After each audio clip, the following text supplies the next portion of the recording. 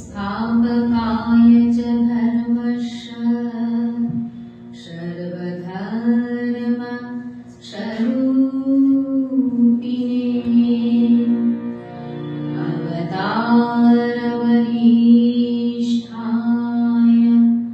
रामकृष्णाय ते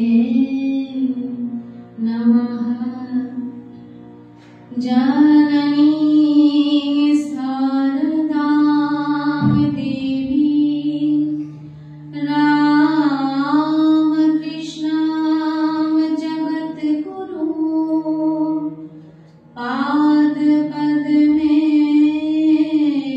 त्वयो सिद्ध्वा प्रणमामि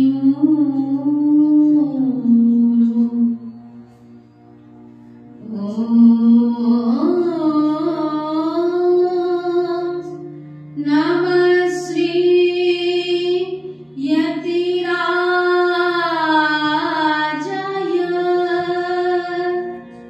विवेकानन्द सूरये सच्चित् सुख स्वरूपाय स्वामिने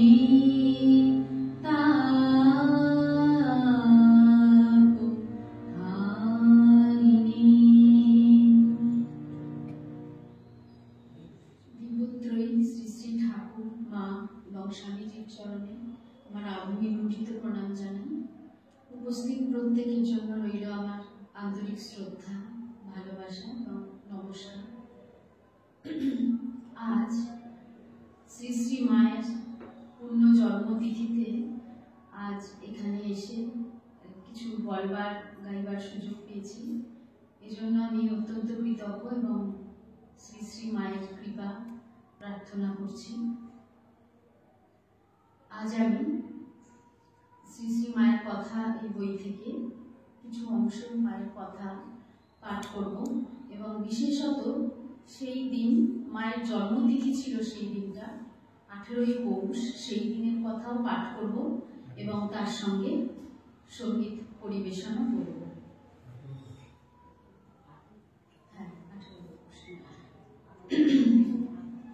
শ্রী শ্রী মায়ের কথা বলতে গেলে আজ আমার যে কথাটা খুব মনে হচ্ছে যে স্বয়ং ভগবান শ্রী শ্রী ঠাকুর তার হৃদয়টি ছিল একদম মাতৃভাবে পরিপূর্ণ, মাতৃ হৃদয় ছিল তার, কিন্তু শ্রী শ্রী ঠাকুরের দেহটি ছিল পুরুষের, ফলে মাতৃত্বের যে পূর্ণ যে প্রকাশ সেটি সম্ভব হয়নি।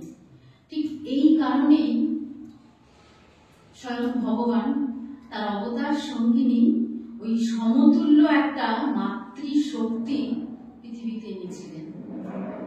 সেই হচ্ছেন শ্রী শ্রী মা, যিনি ঠাকুর যত মানুষকে তার তার ছত্রছায়ায় এনেছিলেন, কারণ খুব বেশি সম্ভব না সেটা, কারণ ঠাকুরের ওই গভীর ভাব, গভীর তত্ত্ব সাধারণ মানুষ সবাই নিতে পারত না, নেওয়ার ক্ষমতা ছিল না। কিন্তু শ্রী শ্রী মায়ের মধ্যে এমন এক মাতৃত্বের শক্তি ছিল যেটা দিয়ে অনেক অনেক গুণ বেশি মানুষ তার মায়ের ছত্রছায়ায় চলে এসেছিল।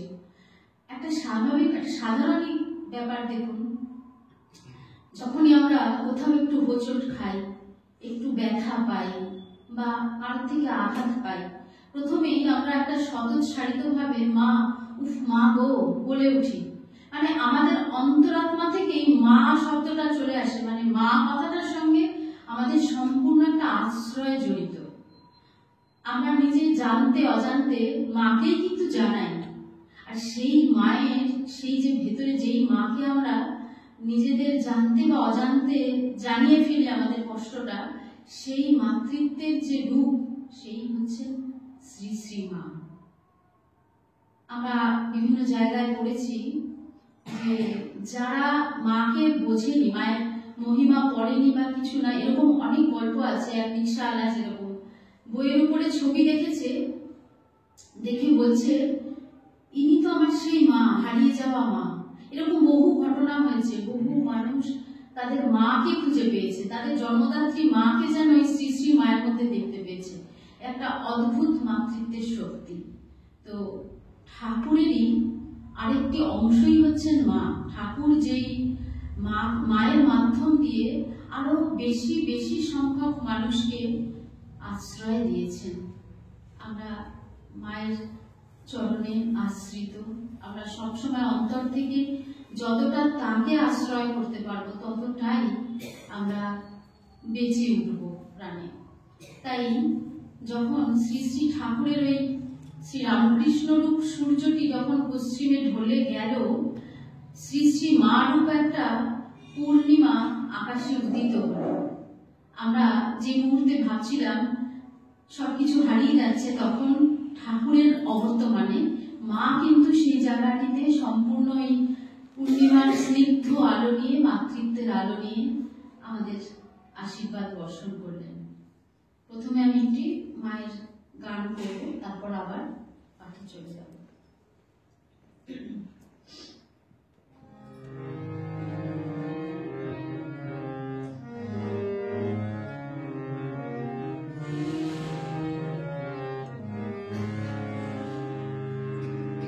জাগো শারদেশ্বরী,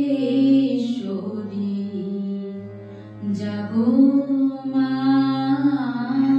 জাগো শারদেশ্বরী,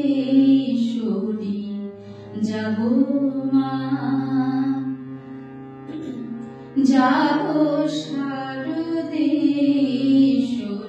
জাগো মা, তব চরণে প্রণতি মম, তব চরণে প্রণতি মম,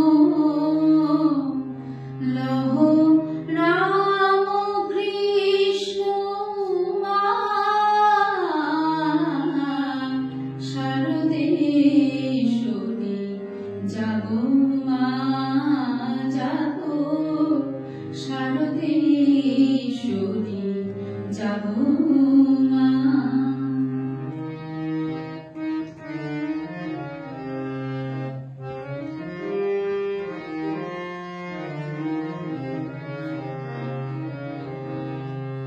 শুনেছি পুরাণে বেদাগম তন্ত্রে, চিৎ শক্তি তুমি জীব দেহ যন্ত্রে। শুনেছি পুরাণে বেদাগম তন্ত্রে, চিৎ শক্তি তুমি জীব দেহ যন্ত্রে। মা তুমি জাগিবে বল কোন মন্ত্রে, মা তুমি জাগিবে বল কোন মন্ত্রে। আমায় কে দেবে সে মন্ত্র, হর রমা, আমায় কে দেবে সে মন্ত্র,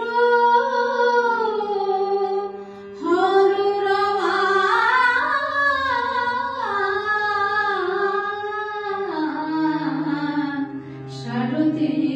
শারদেশ্বরী, জাগো মা, জাগো শারদেশ্বরী, জাগো মা।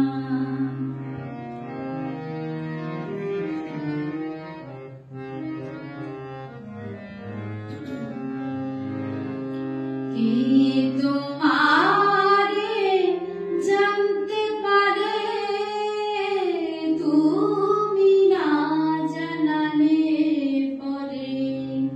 কে তোমারে জানতে পারে, মা,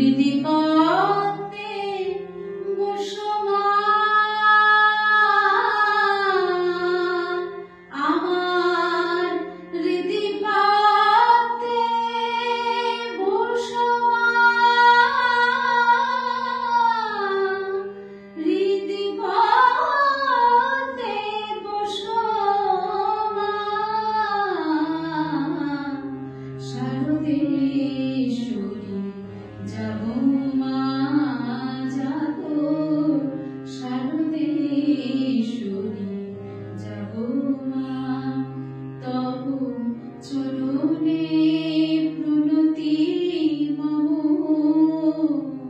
তব চরণে প্রণতি মম, লহ রাম কৃষ্ণ মা শারদেশ্বরী জাগো মা।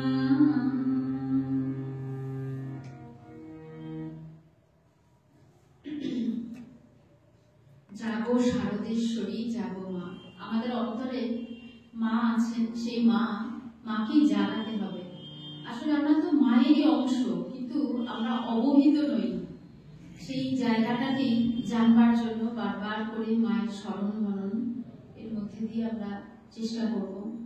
আর আজকের দিনটি অত্যন্ত পূর্ণ পবিত্র তিথি। আজকের দিনে মা এসেছিলেন পৃথিবীতে, তাই এই দিনটি আরো বেশি করে আমরা স্মরণ করে তাকেই জাগাবার চেষ্টা করব। আচ্ছা,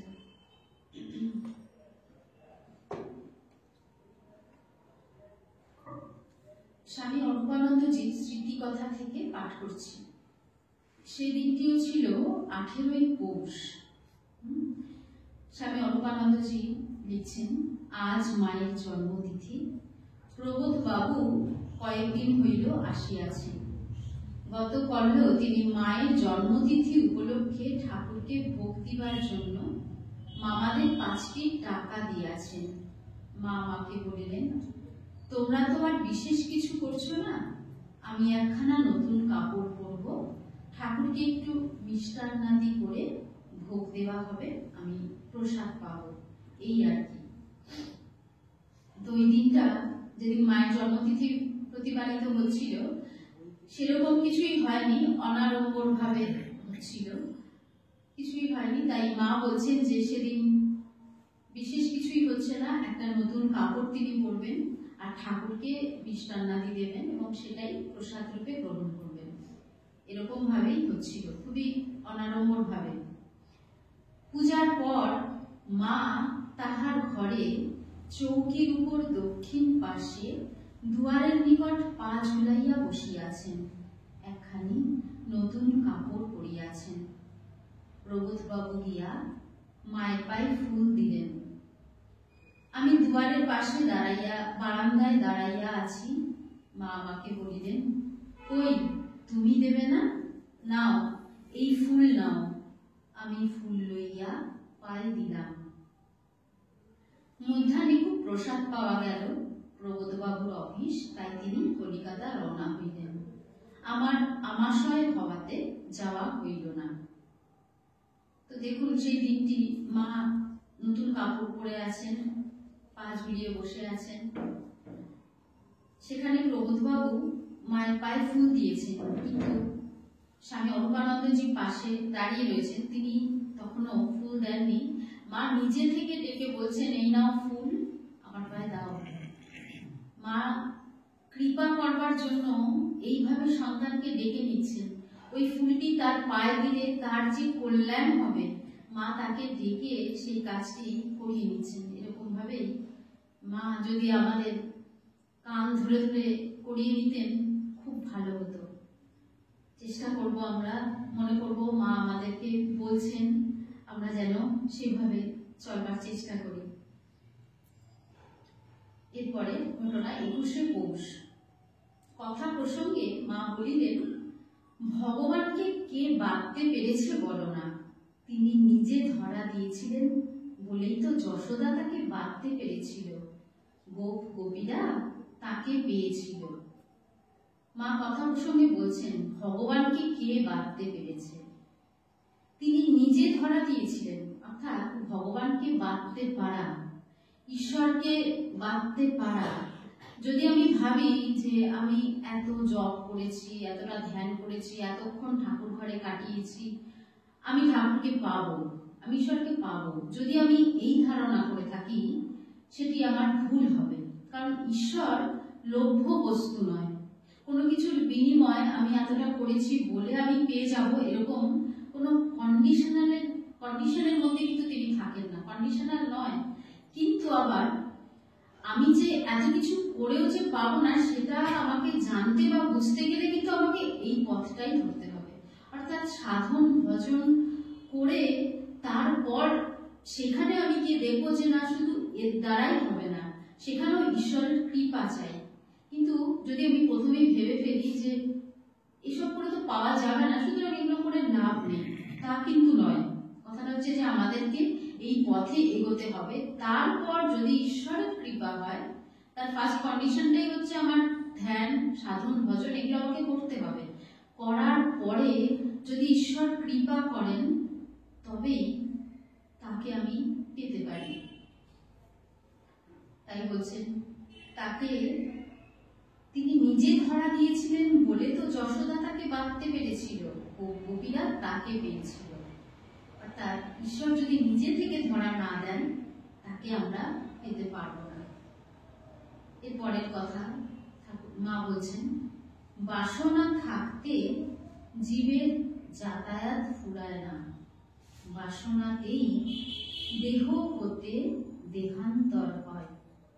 একটু সন্দেশ খাওয়ার বাসনা থাকলেও পুনর্জন্ম হয়। তার তো মঠে এত জিনিস আসে, বাসনাটি সূক্ষ্ম বীজ।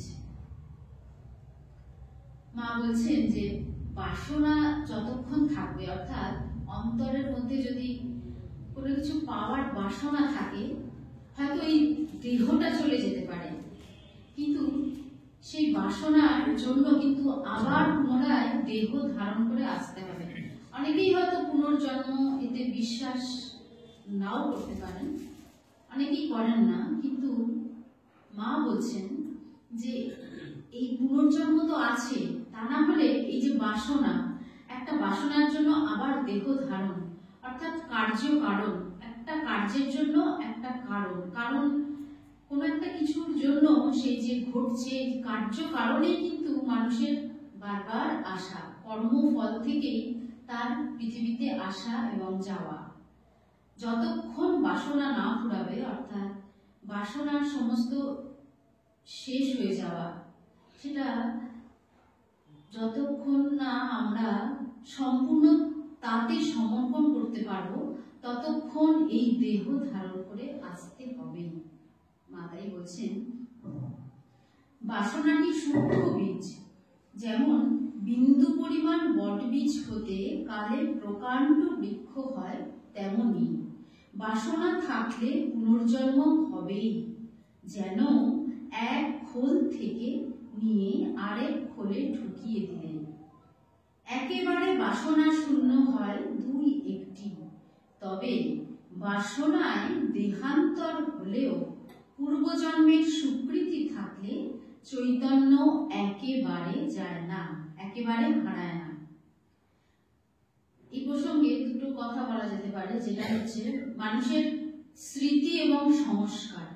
স্মৃতি হচ্ছে সেগুলো যেগুলো আমি করছি, ধরুন কিছুক্ষণ আগে একটা কাজ করেছি, সেই কাজের স্মৃতি, বা আমি আমার জীবনের এই যে জীবনটা চলছে সেই জীবনে যা যা করছি সেই কাজটাকে আমরা স্মৃতি বলছি। এবং এই যে কাজটা করছি ক্রমাগত বারবার করার ফলে বা তার থেকে যে একটা প্রবণতা তৈরি হচ্ছে আমার ভেতরে, সেটাই সংস্কার রূপে থাকছে। যখন আমরা দেহ থেকে আরেকটি দেহ নিচ্ছি তখন কিন্তু স্মৃতি যাচ্ছে না, কিন্তু সংস্কার যাচ্ছে। যখন আমরা ধরুন একটা জীবনে আমরা কাউকে কিছু দিচ্ছি, কিছু দেওয়াটা হলো, সেটা একটা জাস্ট একটা কাজ হলো, সেটা আমার স্মৃতি, কিন্তু আমার দেওয়ার বারবার করে যদি আমি দেওয়া মানুষকে সাহায্য করব বা দেব, এই দয়ারূপ যে একটা সংস্কার আমার ভিতর তৈরি হলো, সেটা কিন্তু আমাকে পরবর্তী জীবনে ওই সংস্কারটা থেকে যাবে আমার ভিতরে, কিন্তু স্মৃতি হয়তো থাকবে না। তাই সংস্কার যদি তৈরি করতে হয় তাহলে আমাকে ভালো কাজের সংস্কার তৈরি করতে হবে, বারবার সেটাকে অভ্যাস করতে হবে, সেটা আমার সংস্কার রূপে পরবর্তী জন্মে যেতে পারে। যখন দেহ থেকে দেহান্তর হবে তখন সেই সংস্কার থাকবে। যে কারণে মা একটা উদাহরণ দিচ্ছেন, একটা বট বীজ, এটি খুবই খুবই ক্ষুদ্র, তা তাকে দেখে বোঝার উপায় নেই যে এত বড় একটা বট গাছ ওই বীজের থেকে তৈরি হতে পারে, একটা প্রকাণ্ড বটবৃক্ষ তৈরি হতে পারে ওই বিন্দু পরিমাণ বীজ থেকে। কারণ ওই বীজের মধ্যে ওই বিশালত্বের একটা সংস্কার রয়ে গেছে, সেটাই কিন্তু পরবর্তীকালে ওই বীজ থেকে বৃক্ষ তৈরি করছে। এবং সেটাই বলছেন, বাসনা থাকলে পুনর্জন্ম হবেই, যেন এক খোল থেকে নিয়ে আরেক খোলে ঢুকিয়ে দিলে।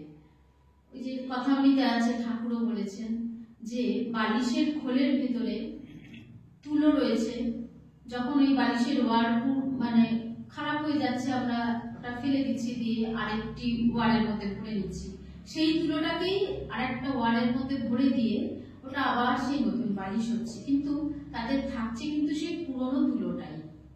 ঠিক মানুষের ভেতরেও ওই দেহ হচ্ছে, এই দেহ জীর্ণ হয়ে যাচ্ছে, এই দেহ শেষ হয়ে যাচ্ছে, কিন্তু ভেতরের যে সংস্কার সেটি চলে যাচ্ছে ওইভাবে।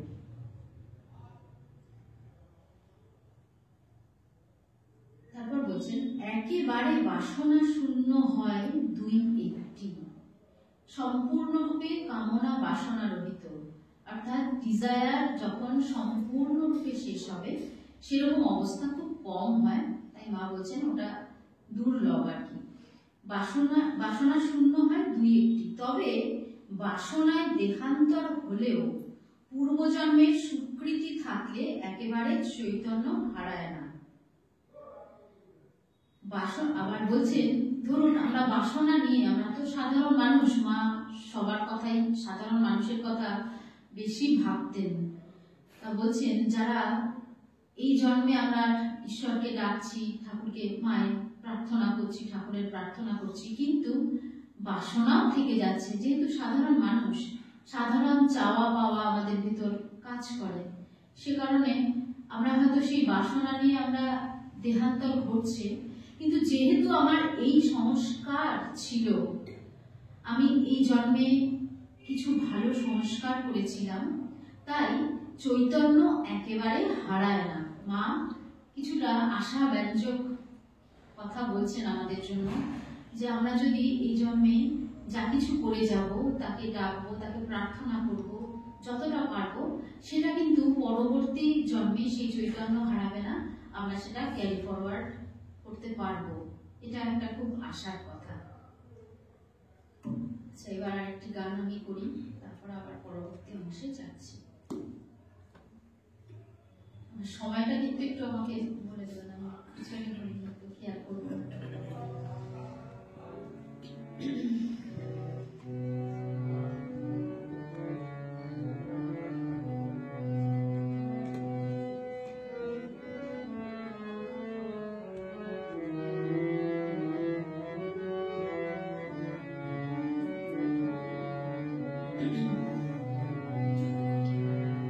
মা